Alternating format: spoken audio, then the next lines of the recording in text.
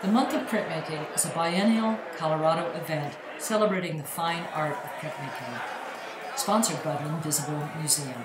I'm Terry Talty, and I want to welcome you to listen to a few of the participants of the first edition of MoPrint, held in 2014.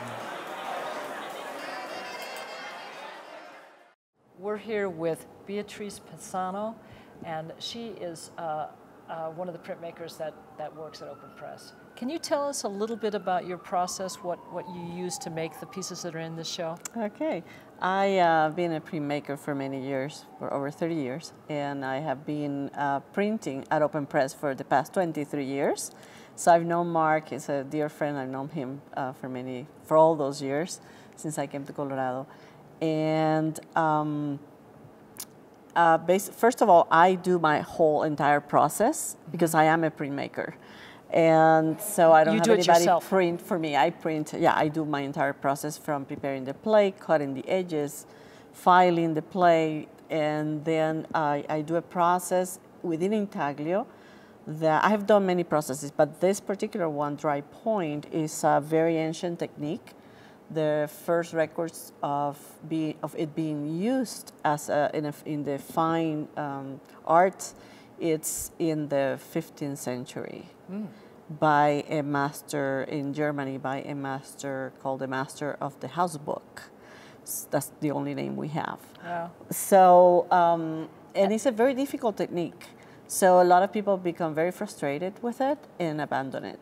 And the reason is because one of the descriptors for this technique is that you do have to, first of all, you have to have a lot of patience, and you have to have the pulse of a surgeon because of the way you cut into the metal. I'm kind of the sibling of the engraving technique, but the engraving you gouge out, and with the dry point you have to cut into with a diamond point needle. And so with this tool, what happens when you look at the plate is that you're creating a burr. You're cutting, but then the metal is going to fall on one side, which is what's going to grasp the ink. However, the downfall of the dry point, because you have the ability that you can create really beautiful, thin lines and very deep lines, but because of the nature of it, the many times that goes through the press, the lines collapse and you lose lines. So you are not able to get more than, let's say, you get limited editions of the print. You can get 10 if you're lucky, on some of them 5, or you can make different states depending on the quality of the metal. Different states of the same print, because some you just cannot, it doesn't yield to. And so in general, this you make these marks, and then the ink is put into the line. I put the ink all over the plate, and then I use a material called Tarleton. It's like a fabric. Okay. And so I use that to press the ink into the lines, and then I do the traditional, because I'm a traditionally trained printmaker, so I do hand wipe technique, which is cleaning the excess ink with my hand off of the plate before I do the final print. And you have to be extremely cautious as to how much ink you do not want to underwipe or overwipe. So you have to have experience to really be successful with this particular technique. Your hands look pretty good for doing that. Thank you, yeah. And you have to really have a steady pulse, because so that you can get the good lines. By hand. It's all by my hand, totally by hand. I can spend, depending on the size of a plate, I can spend a few weeks on a small plate to several years. On the large, like I just completed a couple of 18 by 24, it's completely done by hand. I sometimes integrate the rocker, which is from the mezzotint technique. The mezzotint technique, yes. I integrate that if I want to. It's a texture. It's also like a little serrated tool that cuts into the metal, but it gives you a lot of different very teeth in the metal, so that it can hold more ink, and you get the velvety blacks. Okay. So it's really about knowing your materials, knowing your technique, and being clear as to, okay, we work in mirror images, so you always think in reverse, because everything you print is going to come up the opposite on the paper. Opposite way, right. And you said that your primary emphasis when you're working in dry point is then to create something made of lines. It's all about the lines, and I don't do any pre-work. I work directly on the metal. Okay. So I think about an image or I think about a theme, and then I don't do, you know, I may write about it for me in my little journal. I may do a couple of sketches, but then I don't like to predetermine the lines. I like the immediacy and the spontaneity of it, so I work strictly on the imagery as it comes up directly in the metal. But then it's fairly fixed. It's not like you can erase it. Oh, well, you cannot erase it, but you can always be creative, and you work around the errors, and you make the errors be part of the piece.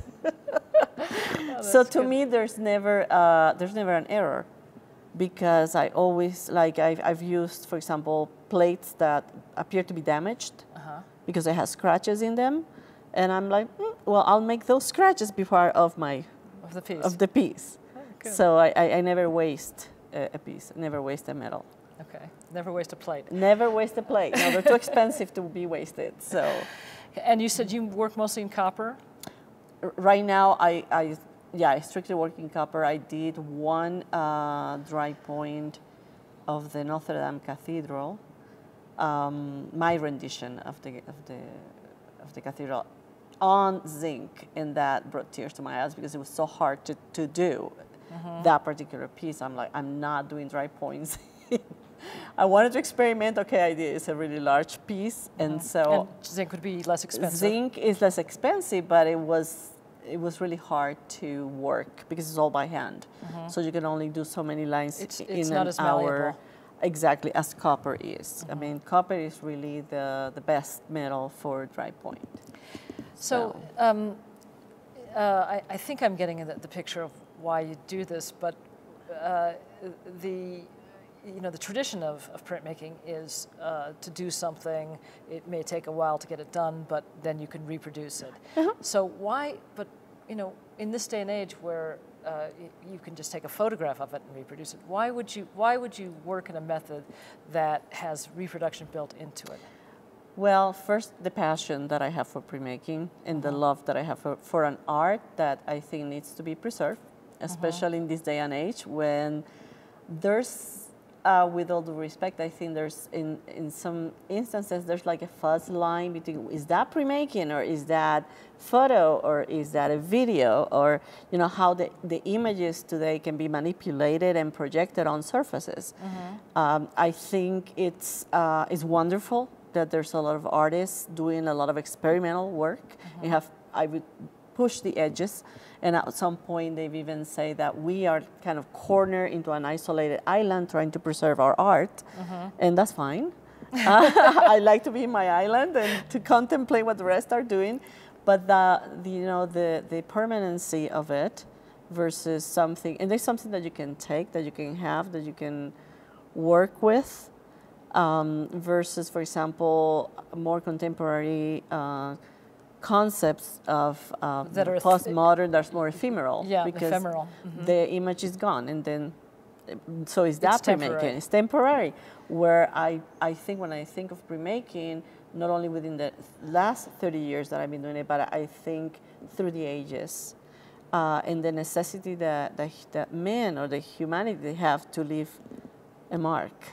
Because if you think about even in prehistory, we find bones that were has scratches or marked by humans, and so paintings in caves. Paintings in caves, and then you have ceramics that were also scratched, and so I think it's a human need to sort of scratch and leave a mark on a surface, whichever that surface might be. And I think we live in a more instant gratification society today, where is there a need to leave a permanent mark?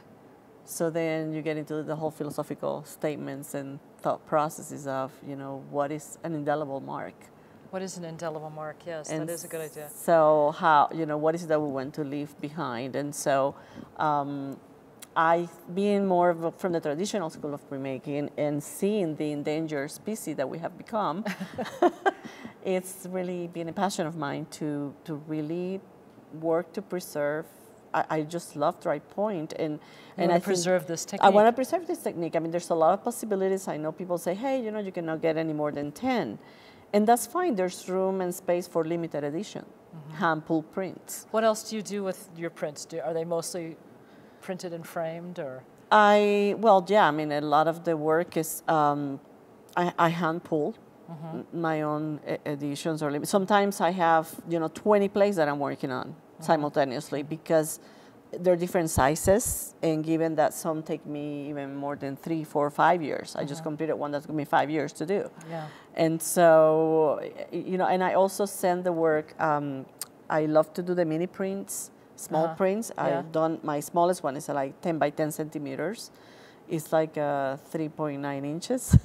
Yeah. And you send them? I send them to international competitions in Europe. There's a couple of really wonderful where all the prints are small like that? They're all the same. That's the size that they give you. That's the prescription is, here's your surface.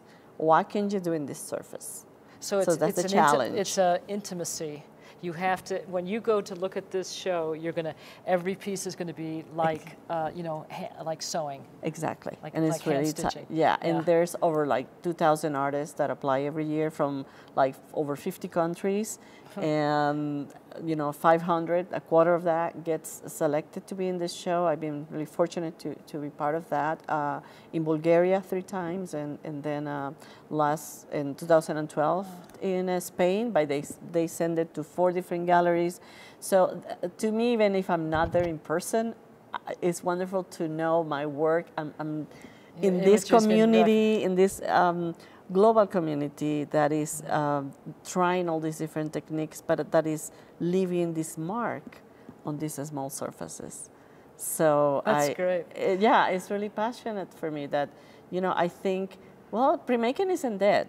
There's actually, I think there is a revival, and there's just different techniques that many wonderful artists from all over the world use. How are you passing this on? Oh, that's a very good question. That's something I've been thinking about. How do I pass this on? Well, one is, showing in venues internationally. So, dry point is present there. Yes. I'm surrounded by color, and that's okay. I'm sticking to the black and white because that's the work is in the lines. And so, also, every time I have the opportunity with Market Open Press, when we do, presentations, having this kind of shows here at Matt Nichols, trying to educate members of my family to appreciate, because they go like, why don't you do color? It's always in black and white. I'm like, well, because this is the nature of the medium. It doesn't really yield to do the color, because then you're going to focus on the color. Not the line. Not the line work. And the beauty is the images that you are, the illusion of images that your brain creates, that you're creating with lines and dots and roughening a plate. And so to me, that's something that needs to be preserved. Oh, so great. even... And has this, have you seen printmaking, the field in general, change in the last 25 years? Absolutely. I mean, I know that even, like in the United States, there's a lot of, right now, there's a lot of activity in the printmaking world happening, for example, in Boston, in Philadelphia. I know that in California also, and also in Florida. And so, and in open press. I think we're here in the inland, but we are also trying to preserve this art and trying to preserve these techniques. So there's more intention on the preservation. There's intention on the preservation because of the fast-paced technological innovations. Like anybody that has a print or that can do a giclée think that is print. And people need to understand those are reproduction techniques. But that's not handwork involved. That's not hand printmaking. Hand printmaking, fine art, hand pull printmaking, where your hand is the one that is doing all the work. That and to now me is you art think printmaking. that the world is more interested in seeing this preserved, and so there's a whole community that's rallying around that, just like historical preservation of buildings. Exactly, I think so, because not to take away from all the experimentation that is being done and all the wonderful techniques that are being developed, and artists that are like cutting edge and really doing, like I saw a piece like printed on candy, glued together candy, and then they print on that, and you know, and it's wonderful because it reflects, you know, the fast-paced society and the immediate gratification and the fast food industry. Right, but there's a place for the preservation as well. There's a place for the preservation because I don't see the other one lasting too long. I mean, for the materials that they're using. That's right, it'll be temporary and ephemeral. Ephemeral, so. Well, thanks for talking to us today. Oh, thank you for having me.